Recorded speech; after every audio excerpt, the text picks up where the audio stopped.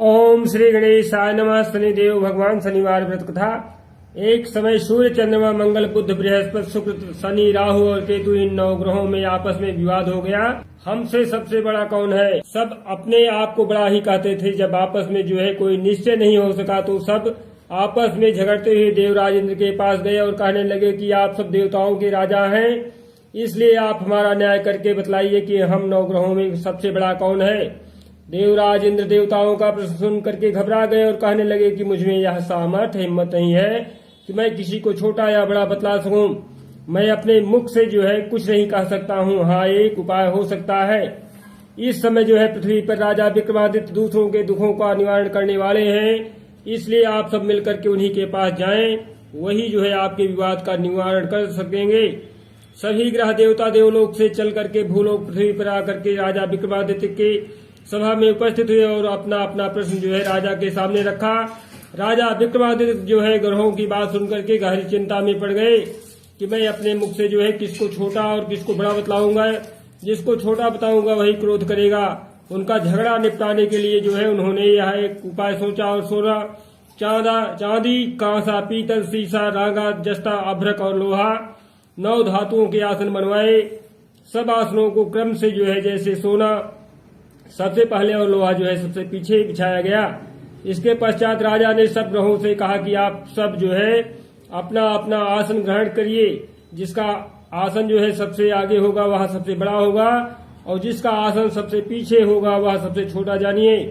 क्योंकि लोहा सबसे पीछे था और वह संदेव का आसन था, इसलिए संदेव ने समझ लिया कि राजा ने मुझको सबसे छोटा बना दिया है। इस निर्णय पर संदेव को बहुत ही क्रोध आया। उन्होंने कहा कि राजा तो मेरे पराक्रम को नहीं जानता है। सूर्य एक राशि पर 1 महीना, चंद्रमा सब 2 महीने 2 दिन और मंगल 1.5 महीने रहता है। बृहस्पति 13 महीने, बुध और शुक्र 1-1 महीने विचरण करते हैं।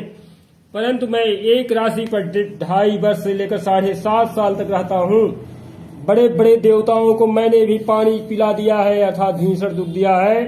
राजन सुन लो, श्री रामचंद्र जी के ऊपर जब 7.5 आई और उन्हें वनवास हो गया, रावण पर भी जब आई 7.5 का प्रकोप, तब राम बांदरों की सेना लेकर के लंका पर चढ़ाई कर दी और रावण के कुल का नाश कर दिया है। राजन अब तुम सावधान रहना।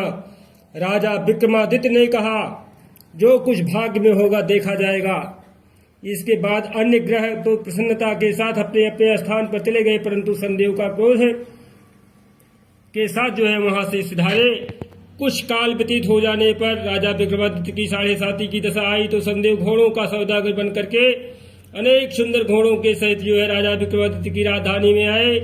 जब राजा ने घोड़ों के सौदागर को आने की खबर सुनी तो अपने सुपाल को अच्छे अच्छे घोड़े खरीदने की आज्ञा दी। या सुपाल अर्थात घोड़े का रक्षक है, ऐसी अच्छी नस्ल के घोड़े को देख करके और उसका मूल्य सुनकर चकित हो गया और तुरंत ही राजा को खबर दी कि राजा विक्रमादित्य उन घोड़ों को देख करके हैरान रह गए, चकित रह गए, दंग रह गए। अच्छा घोड़ा चुन करके सवारी के लिए उस पर चढ़े। राजा की पीठ पर चढ़ते ही घोड़ा तेजी से भागा और घोड़ा बहुत दूर घने जंगल में जाकर के राजा को छोड़ करके अंतर्धान हो गया। इसके बाद राजा विक्रमादित्य अकेला जंगल में भटकता रहा।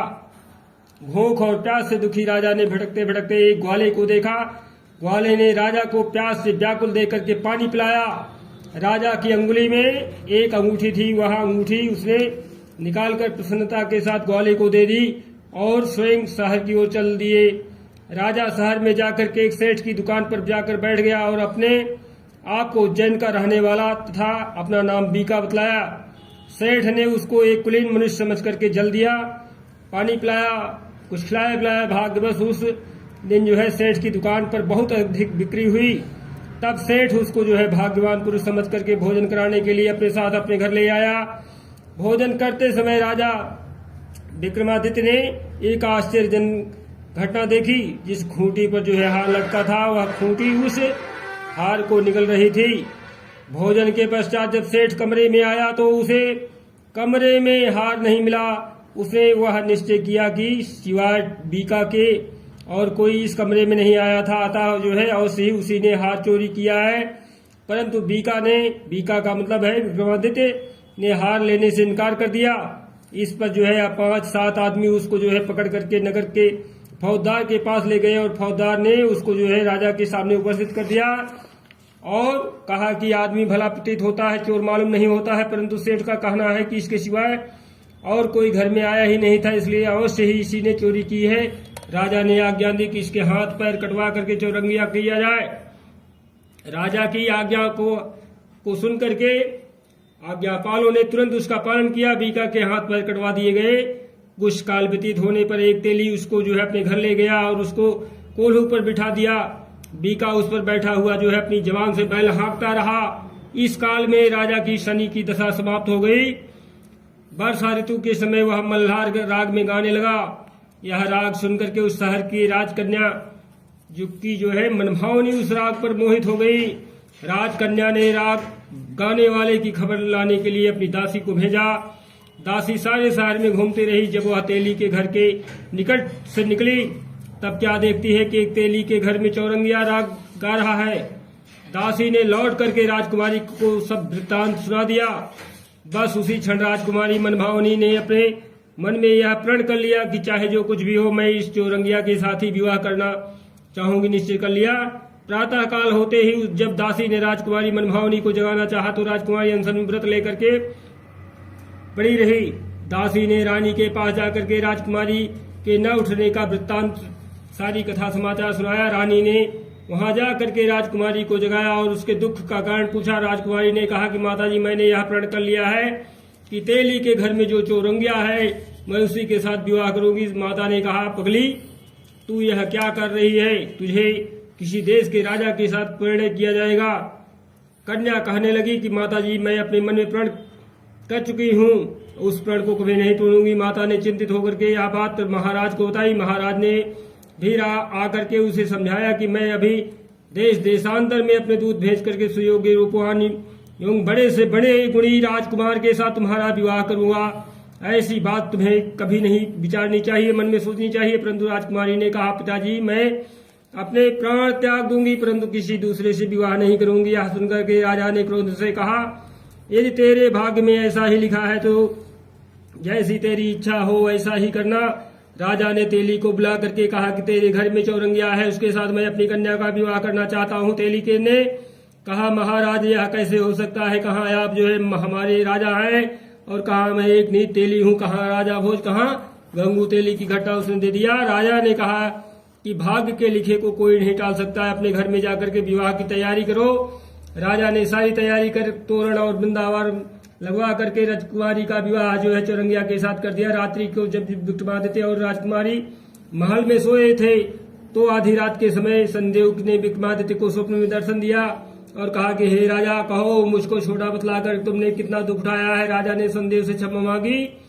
शनिदेव ने राजा को क्षमा कर दिया और प्रसन्न होकर के विक्रमादित्य को हाथ पैर वापस कर दिए। तब राजा विक्रमादित्य ने शनिदेव से प्रार्थना की, महाराज, मेरी प्रार्थना स्वीकार करें। जैसा दुख जो है आपने मुझे दिया है वैसा और किसी को ना देना। शनिदेव ने कहा, तुम्हारी यह प्रार्थना स्वीकार है। जो मनुष्य मेरी कथा सुनेगा वह कहेगा उसके सारी मेरी दशा जो है 7.5 की समाप्त हो जाएगी, कभी किसी प्रकार का कोई दुख नहीं होगा और जो जरूरत होगी वह मैं पूरा करूंगा और मेरा ध्यान करेगा या चींटियों को आटा कभी डालेगा, उसके सभी मनोरथ पूर्ण होंगे।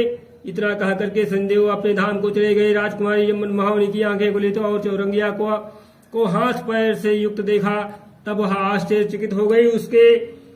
उसको देख करके राजा विक्रमादित्य ने अपनी समस्त हाल कहा कि मैं उज्जैन का राजा विक्रमादित्य हूँ। यह घटना सुनकर के राजकुमारी अत्यंत प्रसन्न हुई। प्रातः काल राजकुमारी ने उसको उसकी सखियों के साथ जो है पिछली रात का हाल चाल पूछा तो उसने अपने पति का समस्त वृत्तांत का सुनाया। तब उसने जो है सबसे प्रसन्नता पूर्वक जाकर के यह बात प्रकट किया कि ईश्वर ने आपकी मनोकामना पूर्ण कर दी है। जब उस सेठ ने यह घटना सुनी तो वह राजा विक्रमादित्य के पास आया और उसके पैरों पर गिर करके क्षमा मांगने लगा कि आप जो है आपके ऊपर मैंने चोरी का झूठा आरोप लगाया था, आप मुझे जो दंड देना चाहे वह दंड दीजिए, मैं इसे स्वीकार है। राजा ने कहा, मुझ पर संदेह के प्रकोप था, इसी कारण यह सब दुख मुझे प्राप्त हुआ है, इसमें तुम्हारा कोई दोष नहीं। तुम अपने घर जाकर के अपनी कार्य को पूरा करो, तुम्हारा कोई अपराध नहीं है। सेठ बोला, महाराज, मुझे तभी शांति मिलेगी जब आप मेरे घर चल करके प्रीत पूर्वक भोजन करेंगे। राजा ने कहा, जैसी आपकी इच्छा है वैसा ही करेंगे। सेठ ने अपने घर जाकर के अनेक प्रकार के सुंदर व्यंजन बनवाए और राजा विक्रमादित्य को प्रीति भोजन दिया। जिस समय राजा भोजन कर रहे थे वहां एक अत्यंत आश्चर्यजनक घटना सबको दिखाई दी। जो खूंटी पर पहले हार निकल गई थी वह सब जो है हार उगल रही थी।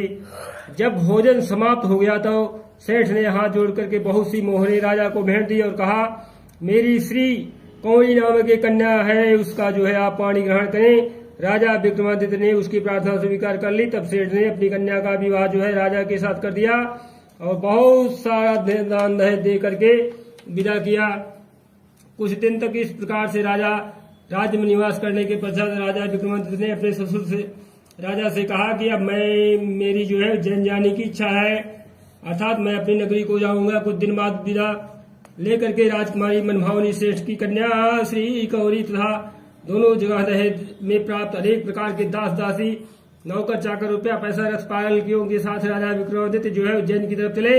जब वह शहर के निकट पहुंचे और पूर्ववासियों ने राजा को आने का संवाद सुना तो उज्जैन की समस्त प्रजा जो है ग्वानी के लिए आई।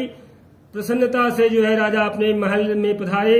सारे नगर में भारी उत्सव मनाया गया और रात्रि को दीपमाला की गई। दूसरे दिन राजा ने अपने पूरे राज्य में घोषणा करवाई कि संदेवता सब ग्रहों में सर्वोपरि है, मैंने इनको छोटा बतलाया है, इसी से मुझको यह दुख प्राप्त हुआ है। इस प्रकार सारे राज्य में संदेव की पूजा और कथा होने लगी। राजा और प्रजा अनेक प्रकार के सुख भोगती रही। जो कोई संदेव भगवान की इस कथा को पढ़ता है या सुनाता है, संदेव की कृपा से उसके सब दुख दूर हो जाते हैं। व्रत के दिन जो है संदेव की कथा का पाठ अवश्य करना चाहिए। ओम शांति ओम शांति ओम शांति। श्री संदेव जी की आरती। जय जय शनिदेव महाराजा, जन के संकट हरने वाले, तुम शौर्य पौत्र बलधारी, भय मानत दुनिया सारी जी। साधत हो दुर्लभ काज, तुम धर्म राज के भाई, जम क्रूरता पाई जी, गन गर्जन करते आवाज, तुम नील देव विकरारी जी, मानत है दुनिया सारी जी।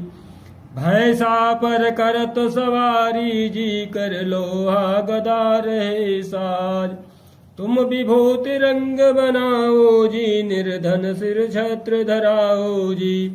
समर्थ हो करन मम काज, राजा को राज मिटाओ जी। जिन भगतों पर फेर दिवायो जी, जग में हो गई जय जयकार। तुम हो स्वामी हर चरणन सिर करत नमामि जी, पूर्वो जन जन की आस, यह पूजा देव तिहारी जी। जय जय श्री शनिदेव महाराज। हम करत दीन भाव ते प्यारी जी, अंगीकृत करो कृपाल जी। प्रभु सुधि दृश निहारो जी, क्षमिए अपराध हमारो जी। है हाथ तिहारे ही लाज, हम बहुत विपत्ति घबराए जी। शरणागति तुम्हारी आए जी, प्रभु सिद्ध करो सब काज। यह विनय कर जोर कर भक्तों सुनाओ जी, तुम देवन के सिरताज। जय जय श्री शनिदेव प्रभु, करिए मन की याद। जय श्री शनिदेव भगवान की।